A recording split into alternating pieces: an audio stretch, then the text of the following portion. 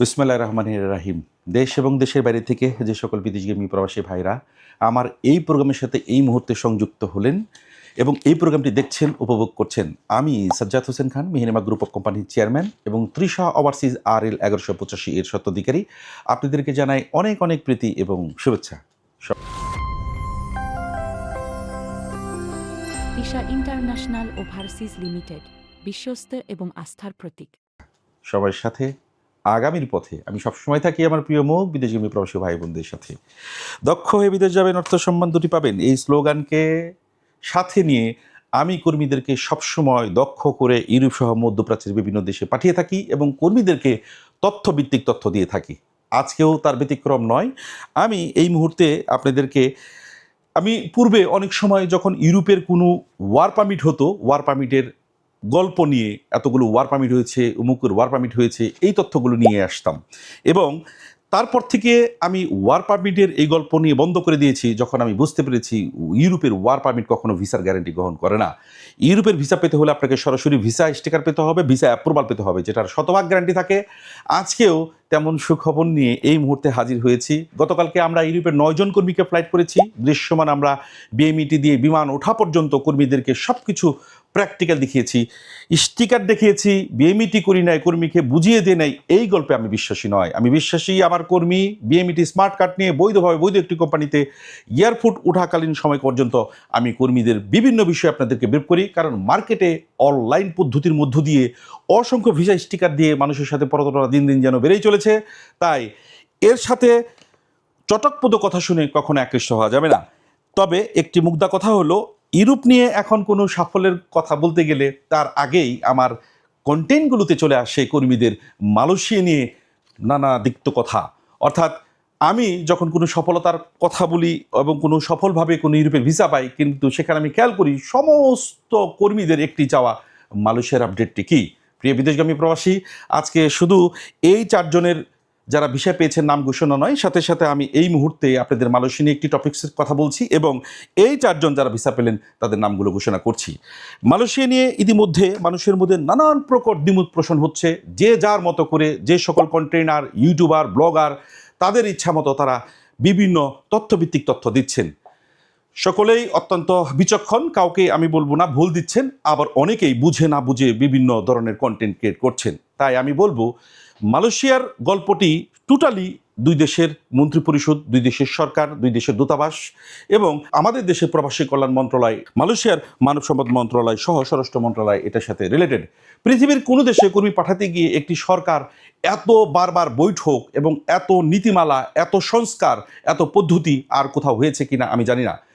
এখনকার এই ডিজিটাল যুগের এই সময়ে যেখানে কর্মীরা ইউরোপ নিয়ে সবচেয়ে বেশি মাতামাতি করবেন, সেখানে সবচেয়ে জনপ্রিয় বাজার এই মুহূর্তে হাজারো লাখো শ্রমিক অপেক্ষায় আছে মালয়েশিয়া যাবেন। অর্থাৎ ইউরোপের প্রতিও মানুষ এই মুহূর্তে বর্তমান সময়ের সাথে আমি দেখছি যে আছেন, কিন্তু তার বাস্তবতা সত্য আপনাকে দেখে শুনে বুঝে যেতে হবে। আমি কখনোই তোরাপ পদ্ধতির পক্ষে ছিলাম না। আমি তোরাপ পদ্ধতি নিয়ে কখনোই আপনাদেরকে কোনো এই পর্যন্ত কোনো কন্টেন্ট ক্রিয়েট করিনি, কারণ আমি জানি যে এই পদ্ধতিটি নিয়ে যে সকল এজেন্সি বাড়াবাড়ি করছেন এবং এই পদ্ধতির পক্ষে রায় দিচ্ছেন বা এই পদ্ধতিতে কর্মী প্রেরণ করছেন, দিন শেষে মালয়েশিয়ার প্রধানমন্ত্রী কখনোই এই পদ্ধতিকে অ্যাকসেপ্ট করবেন না। পূর্বেও অর্থাৎ FWCMS এর পদ্ধতিটি সর্বশেষ বহাল থাকবেন এবং তোরাপ পদ্ধতি বাতিল হওয়ার সাথে সাথে বলেছেন প্যাচ বেজে গিয়েছে, মালয়েশিয়ার হবে না, হচ্ছে না। প্রিয় বিদেশগামী প্রবাসী, আপনাদের একটি বিষয় মালয়েশিয়া সম্পর্কে স্পষ্ট থাকতে হবে।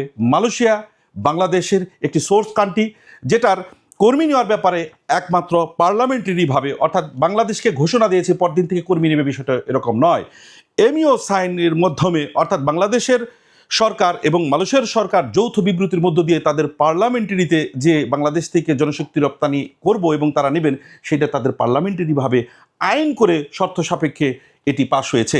তাই এই আইনের কোনো পরিবর্তন এবং এই আইনটাকে বাতিল করতে হলে নতুন করে এটা পার্লামেন্টারিভাবে করতে হবে, আদালত সেটা লম্বা এবং দীর্ঘ পদ্ধতির মাধ্যমে চলে যাবে।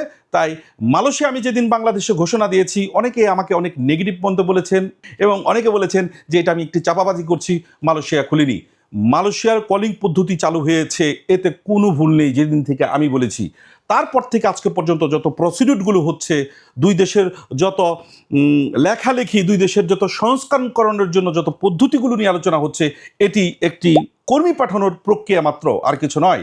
তাই আমি আপনাদেরকে বলবো যে মালয়েশিয়া বাংলাদেশ থেকে কর্মী যাবে, মালয়েশিয়া কলিং ওপেন হয়েছে, এতে কোনো ভুল নেই, কিন্তু মালয়েশিয়া যাতে করে একটি দেশের কর্মী সঠিক পদ্ধতিতে অর্থাৎ আইটি প্রযুক্তির যে মাধ্যমে অর্থাৎ যে কৃত্রিম বুদ্ধিমত্তা আইটির মধ্য দিয়ে বাংলাদেশের কর্মী মালয়েশিয়াতে যাবে, যাতে করে কোনো কর্মী সেখানে গিয়ে পূর্বের ন্যায় প্রতারিত না হয় এবং সেখানে কর্মী বৈধ একটি কোম্পানিতে গিয়ে যাতে আর অবৈধ না হয়, সেই সমস্ত প্রক্রিয়াগুলোকে সঠিকভাবে করে আমাদের মাননীয় প্রধানমন্ত্রীর হস্তক্ষেপের ফলে, আমাদের মাননীয় মন্ত্রী প্রতিমন্ত্রীর হস্তক্ষেপের ফলে দুটি দেশের বারবার সুষ্ঠু বিবেচনার মধ্য দিয়ে যেভাবে কর্মী প্রেরণ করা যায়, যেভাবে কর্মী সঠিকভাবে যাবে, তারই বারবার কিছু সংস্কার নীতিমালা কথাবার্তার মধ্য দিয়ে হচ্ছে। তবে খুব শীঘ্রই মালয়েশিয়া FWCMS এর মধ্য দিয়ে কর্মী যাবে। কখন যাবে আপনাকে আর বিলিভ করি না, আপনি সঠিক কথা কেন বলছেন না, কাল বলছেন না, এটা আমি চাইলেও আমার পক্ষে আপনাকে কাল থেকে ডাটা বেস করে আপনার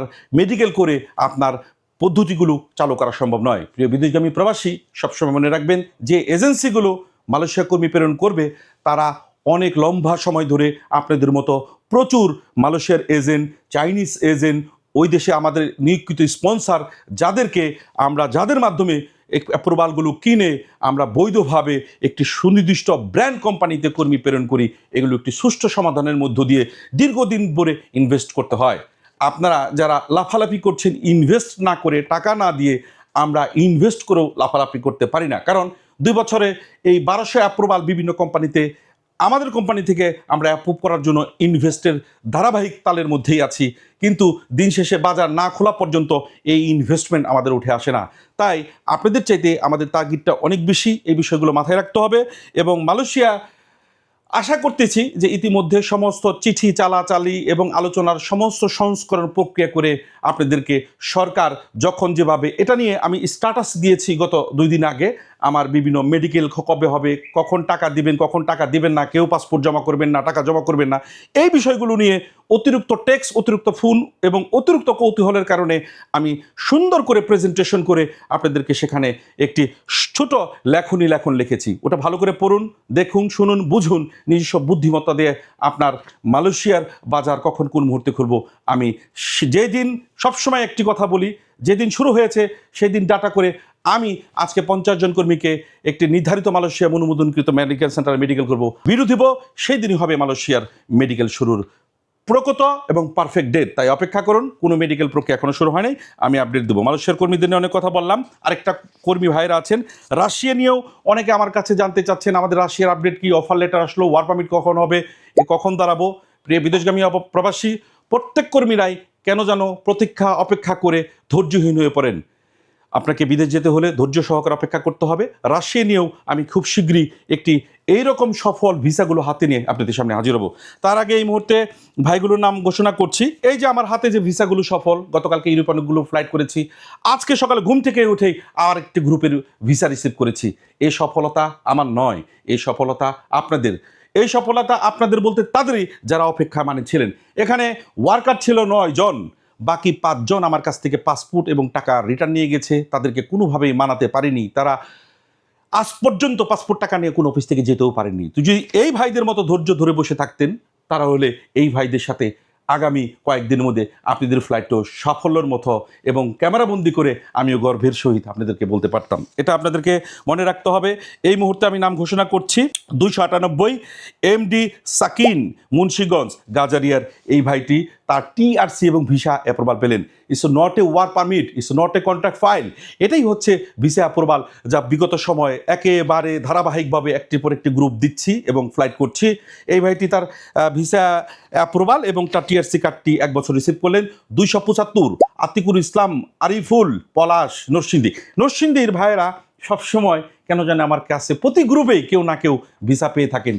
গতকালকে আমাদের মানিকগঞ্জের ছিল 3 জন, আমার মানিকগঞ্জবাসীকে, কিন্তু এই গ্রুপে মানিকগঞ্জবাসীকে কিছু দিতে পারি নাই। কিন্তু নরসিংদীর লোকজন সবসময় আমার কাছ থেকে ইউরোপের ভিসা সবচেয়ে বেশি আমাদের কাছ থেকে নরসিংদীর ভাইয়েরা ভিসা পেয়ে থাকেন। এবং আরেকটি ভাই আছে নরসিংদী, দেখছি 227 নাম্বার আশিক মিয়া, রায়পুরা নরসিংদীর আরেকটি ভাই তার ভিসা অ্যাপ্রুভাল এবং টিআরসি কার্ড পেয়েছেন, এবং আরেকটি ভাই আছেন এমডি কাউসার 303 নাম্বার ফাইল, এটা হচ্ছে চাঁদপুরের একটি ভাই। এই ভাইটিও আমার মনে হয় রিসেন্টলি আমার কাছে এই ফাইলটি জমা করেছেন, সম্ভবত 5-6 মাস হবে। এই ভাইটি একেবারেই নতুন, অথচ তার ভিসাটি হয়ে গেছে। কখন কার ভিসা হবে, কখন কার ভিসা হবে না, কোন মুহূর্তে ভিসা পাচ্ছি কোনটা পাচ্ছি না, এটা আমি যেমন গ্যারান্টি দিয়ে বলতে পারি না, এবং ঠিক আপনারাও কোনো অফিসের মাধ্যমে জমা করে গ্যারান্টি সহকারে এবার ভিসা দিয়ে দিবেন, এই গ্যারান্টি কেউ দিতে পারে না। অপেক্ষা, প্রতীক্ষা এবং প্রসিডিউরের মধ্য দিয়ে আপনার কপালটি যদি খুব ভালো হয়ে থাকে, তাহলে দিন শেষে আপনার সফলতা আসতে পারে। এটাই ছিল আজকের সর্বশেষ আপডেট। নতুন কোনো আপডেট, নতুন কোনো তথ্য, নতুন কোনো সফল ভিডিওতে আসবো আমার প্রিয় মুখ, প্রিয় প্রবাসী যারা এইভাবে সফলভাবে ভিসা পেয়ে আবার আমার সামনে এসে ক্যামেরাবন্দি হবে। ধন্যবাদ। এটাই ছিল আজকের আপডেট। আবার আসবো আপনাদের মাঝে।